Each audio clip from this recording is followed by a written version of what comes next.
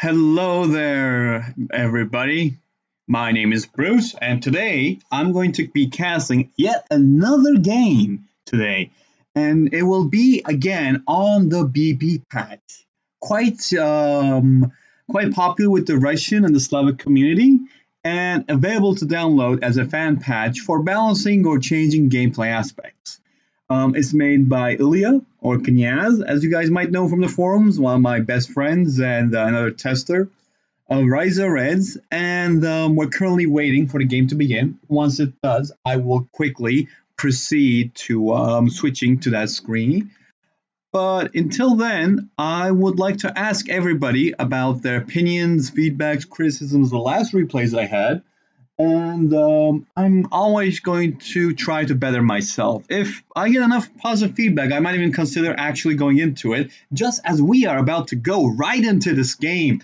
Okay, let's hope that everybody is loading, and then we will talk about the matchup. Now, currently we are at Ashes of War, I think. Yeah, it should be Ashes of War. Today's game is going to be with Sever and Brain against what was it called, Tau and General Tau and Akuma. So this is a double China against a China and GLA. And just for consistency's sake, if these matchups, if these two factions were not China, I would say that the bottom team is stronger. But because they are both China, then their units can also share horde bonus from each other. This is one of those little things about zero-hour team games that people often forget. Maybe that's because the horde mechanic was not utilized enough, but it's now core for Riser Reds. Now, Ashes of War is one of those maps where you have plenty of tech structures, and we'll get right on that. Now, we have two burning oil wells, first of all. If you capture these, you will get your income. Like, you gotta capture them, rebuild them for $2,000, and then you'll get an oil's worth of income. On the middle, however, we have a limited amount of supplies and the Celebris turret. Now, this is a son of a gun, something that I hate but people love. This is an advanced turret that, when captured, it has this huge ass cannon, as you can see. And on the top, it has a anti-air missile launcher. And these missiles can be intercepted, or they are vulnerable to ECMs. However, the turret can fire both at the same time, which causes issues. And just like this, Scout will probably cause an issue to the top team, so they already beaconed it, and soon we'll probably see a Battle Master or just something with a troop crawler just contest that. In the middle, we have a bunch of fighting. We have mercenaries out for Akuma. These mercenary runners, the melee experts and the dummies of Tier 0 garrison control, have been put on the field, and opposing to this, Sever has put actually some mines. So these guys are good at melee, and they can charge into like a squad of guys, but they're still not immune to mines altogether. They're really tough. I'll give them that. And let's see. In the middle, we have Brain capturing this oil and trying to secure this area with a Gatling cannon and a propaganda tower, which is quite curious, if I may say myself. And the bottom, how can I forget? There is the power plant, the tech power plant, and the War Fortress, which is basically a capturable huge-ass fire base for our zero-hour players. But the cannon has, if you force fire to the ground, it can kill buggies. Not from its normal range, but the area of effect is pretty big. It's big enough to, like, the max range enough to kill a buggy. And also you can put around 10 or 12 dudes in this. So this is one of those things that's really extremely hard to kill. But should Akuma get the tech power plants, he will have power. And given how hijackers cannot capture dozers and pilot sniping is removed from Jarman Kell, it's really hard to get power with GLA. But with this, with specific maps, it is quite the cakewalk as well. I'm surprised he didn't go for it for now.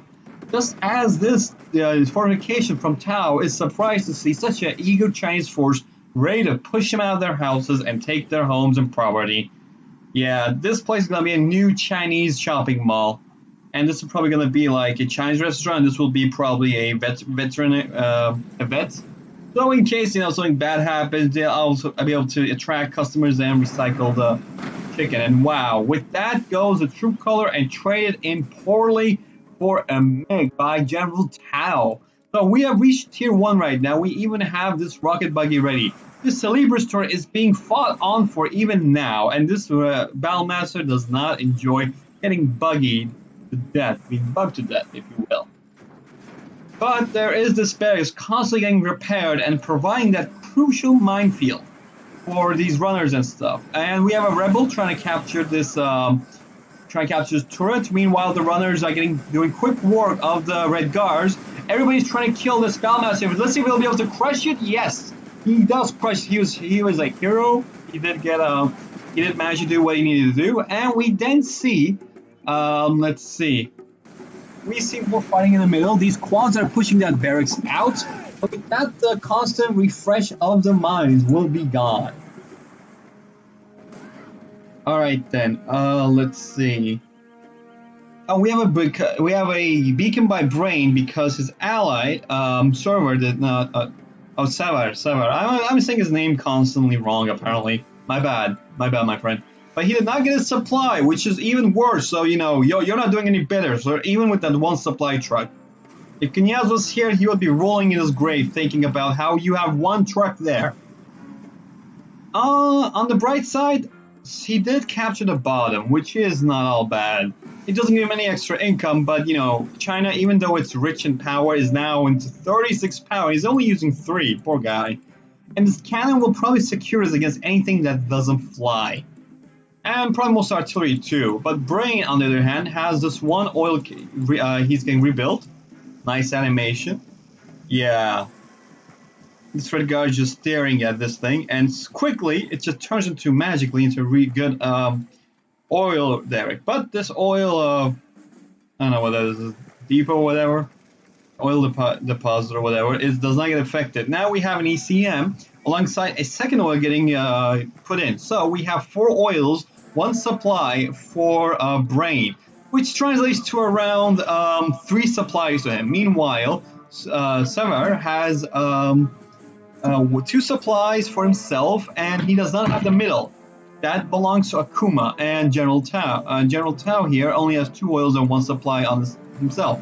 Did he get his extra supply? Yeah, then Sever is on like 3 supplies right now. So we'll see how this game goes on.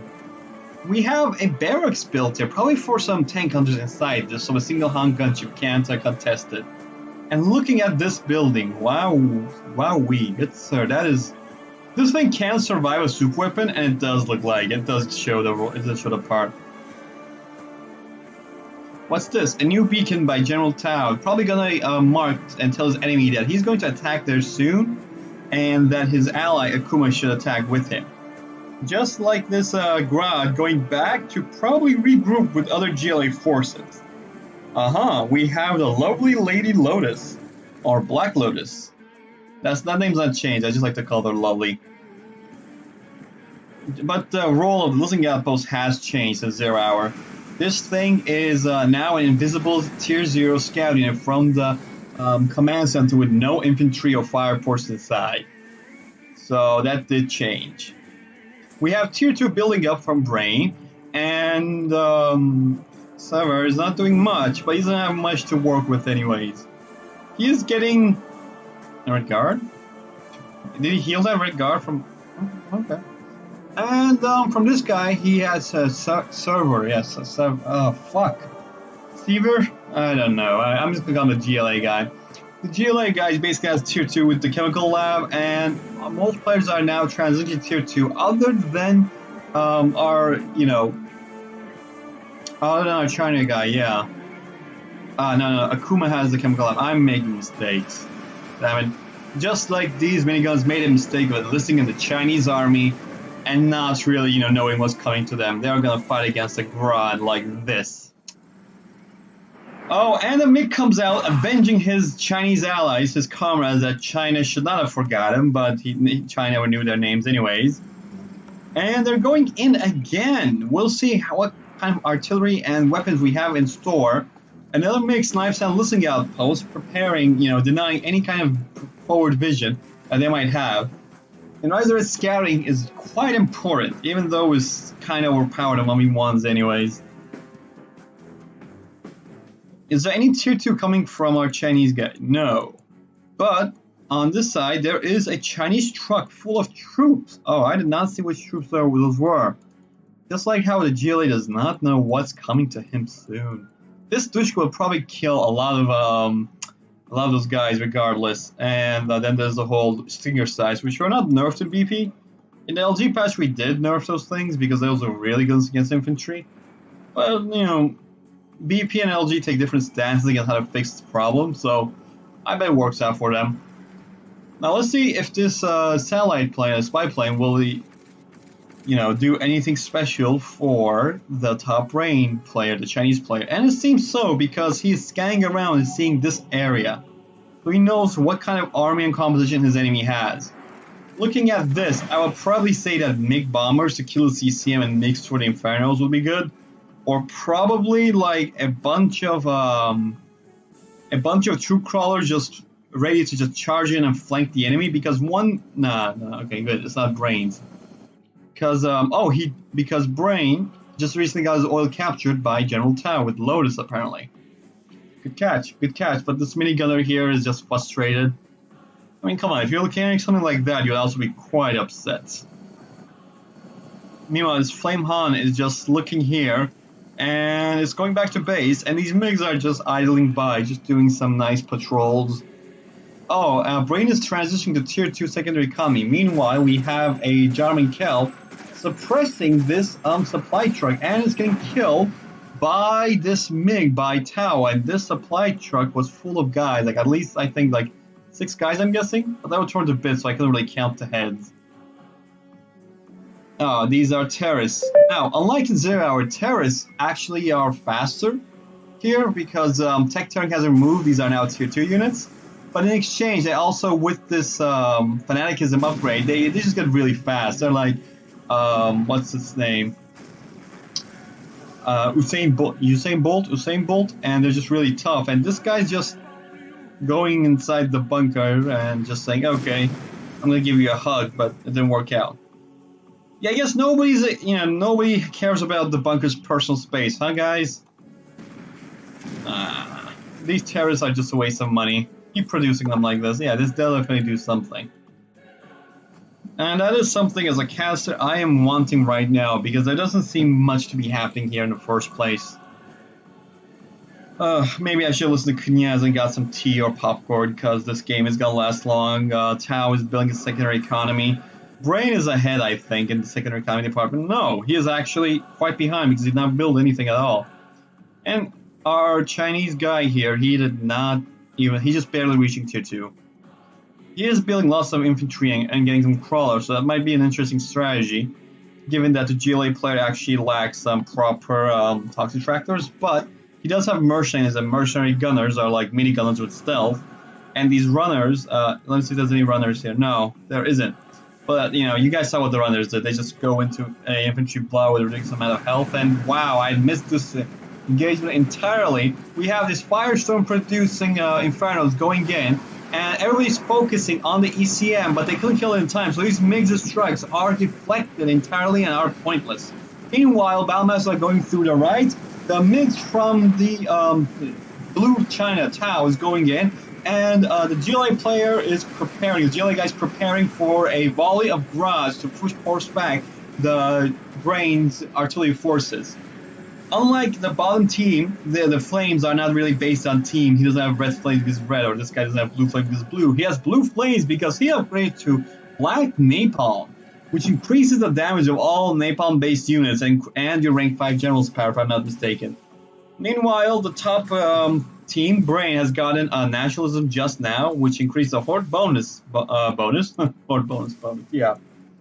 And let's see. Now, what we can see here is that the GLA player is preparing for an attack. We will see what will come of this, but I think he needs more forward tunnels because he can't retreat. And this Grad is just ready to get sniped off quite easily. Just like these buggies got sniped by that MiG. Even though there's lots of mines here, I wonder why he got that many mines, honestly. Jarman Kel's doing quick work of those red guards, just headshotting with his new Dragon rifle. I think it's Dragunov, right? Yeah. Dragunov? I don't know.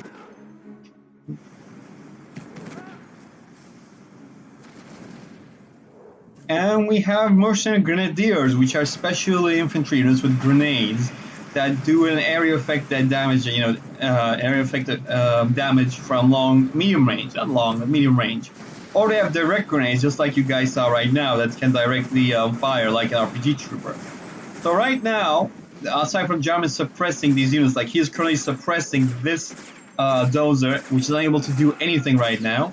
Oh, we have an insurrection mob somewhere. I don't know where it is. Let me see where it is.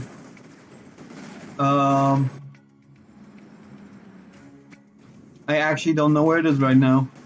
An insurrection is basically a bunch of guys just coming out and being angry. Playing nowhere, but I can't.